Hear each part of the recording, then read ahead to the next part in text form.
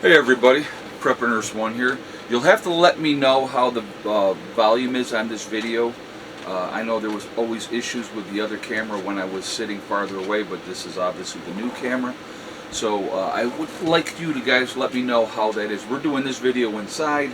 It's raining, it's kind of cold, and I wanted to talk about the potential of the railroad strike, okay?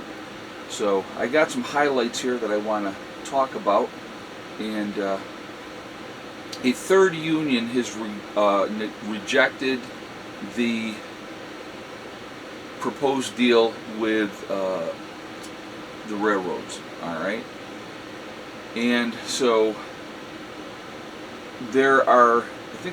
I just wanted to look at this information that I got. Okay, there's 13 total unions. All right, you have 3 have totally rejected it, 6 have approved it, and 4 are still voting on it. Okay. If one of the unions does not agree, they all go on strike. Okay, so if there's no ratification and they can't come to an agreement, they will all strike. So what is the issue, right? Because I was going to tell you, let me just tell you what,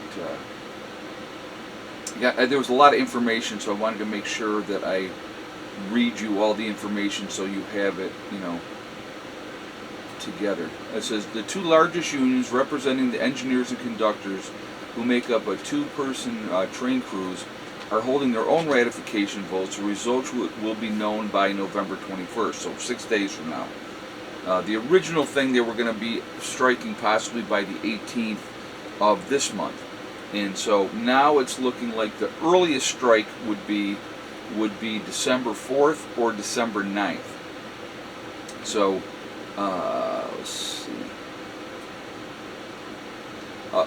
A strike would cause major problems in the U.S. economy and the supply chains, obviously. And let's see. Okay, so what they're voting on is an immediate 14% raise with payback dating back to 2020. Okay, as well as pay raises totaling 24% during the 4-year life of the contracts, which would run through 2024, because now their contract goes back to when they didn't have a contract, which is 2 years ago. Union members would also receive cash bonuses of $1,000 a year. All told, the payback and bonuses will give union members an average payment of $11,000 per worker once the deal is ratified. So what's the problem, right? That's a lot of money. Sounds great. They're going to get good raises. They're going to, get paid back for back pay and all that. It sounds wonderful. The problem is this: the workers are about sick time, and sick time is an issue. So they want paid days off for sick time, and also staffing minimums. Wow, I've not heard that one before, right? We've talked about staffing minimums and how that's an issue, and how what management considers an acceptable amount of minimum staffing, that in reality it's not a good amount. It's not a good number, all right? So they're all the rest of these guys are having to vote. They're trying to come together with a bargaining session, figuring out what they can do. Will Congress have to intervene once again, right? Congress can come in and say, nope, you can't go on strike, and all those type of things. That and the president put a committee together to do the negotiations. We came up with the negotiations in the first place as far as the pay, but basically the representative for the union says Congress should not have to intervene.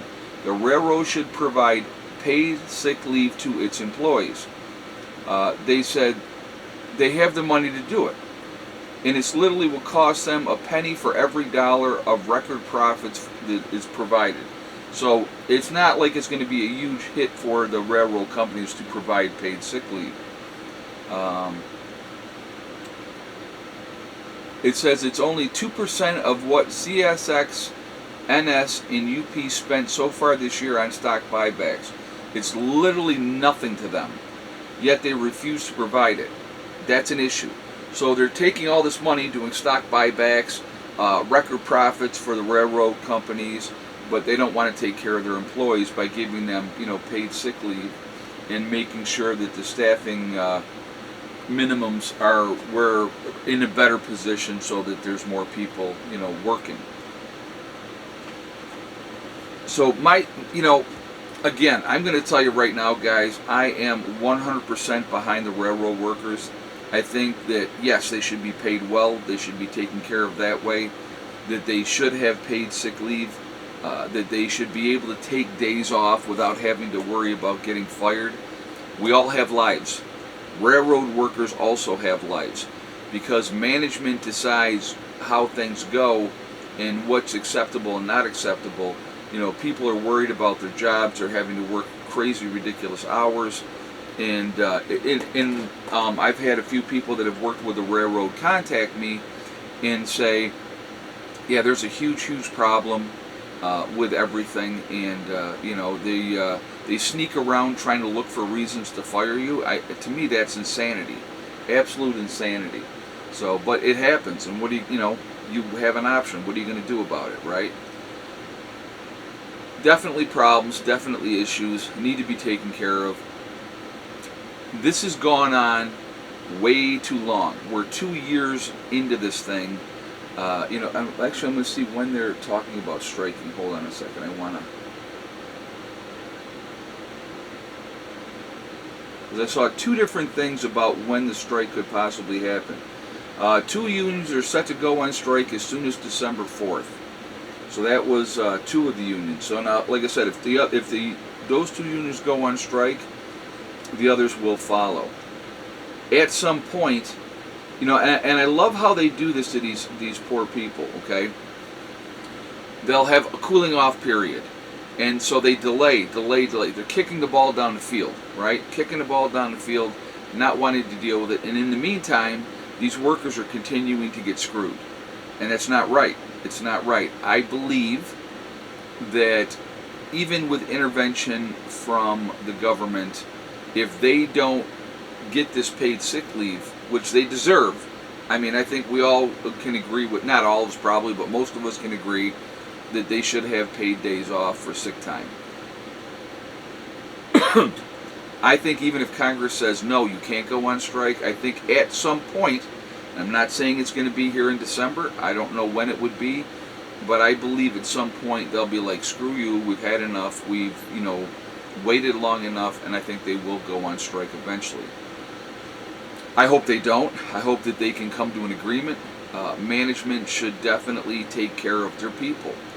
I do not understand, truly do not understand how any business cannot take care of their own people, or won't take care of their own people. Doesn't make any kind of sense to me. I really, truly do not get it. So that's kind of my thoughts on that, guys. I definitely want to hear your feedback. Again, let me know how the volume on this video did. I'm very curious to see how that went. And so I just, like I said, I haven't made a video in here yet, just sitting down and doing a video. This is where I sit when I do my live streams, and you got the stuff behind me. So it's a nice camper. Definitely works well, and I like it. So a lot of work being done, a lot of things going on here at the homestead. Oh, I did, one of the things I did want to mention too, because somebody had asked yesterday, I did pick up a Mr. Buddy heater that I can utilize if I had to in a worst case situation where I could grab a 20-pound tank, stick it in here, kick that on, and have heat that way. So I do have that option now as well. I definitely do not want to be in a situation again where I am freezing. But looks like everything is squared away now. It looks like things are in good shape. So hopefully that continues. And we'll just keep plugging away at things. Today, like I said, I'm going to have to turn that generator on again today. It's been overcast, cloudy, rainy all day long. So, it is what it is. So, all right. Real quick, I want to mention my website, PrepperNurse1.com. We have the Prepper Nurse 1 community there, which is a resource that we have set up for you guys to be able to connect with like-minded people. It is free to join.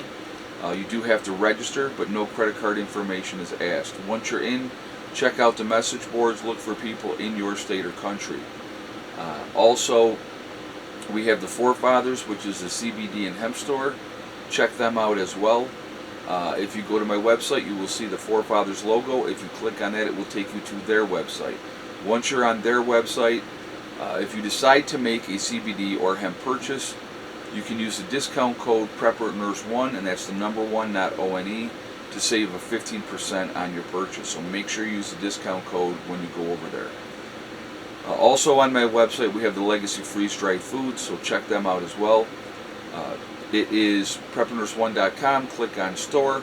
It will drop down. You will see Legacy Foods. You click on that. It will take you to the store within the website. 25-year shelf life, GMO-free. Gluten options available for people that need that.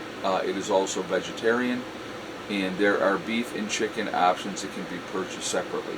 All right. Largest portion size of any of the other freeze-dried food companies, so definitely take advantage of that.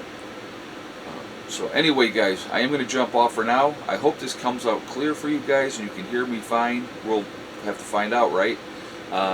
So anyway, remember, we are all in this together. We are one race called the human race. As soon as we can figure that one out, we will be in much, much better shape. Also remember to hug and kiss the ones that you love. Tell them every single day. Tomorrow is not guaranteed. We never know what's going to happen in life, so it's really important that we tell the people that we care about every day how we feel. Last but not least, STD, step, thing, and day. One step at a time, one thing at a time, and one day at a time. Whatever you're trying to accomplish, whatever you're trying to do, you can do it. The only one that's going to stop you from reaching your goals is you. That's it, nobody else. Stay positive, stay away from the negativity, and you're going to be just fine. I hope you all have a great day. I will see you all tomorrow. Prepper Nurse 1, out for now.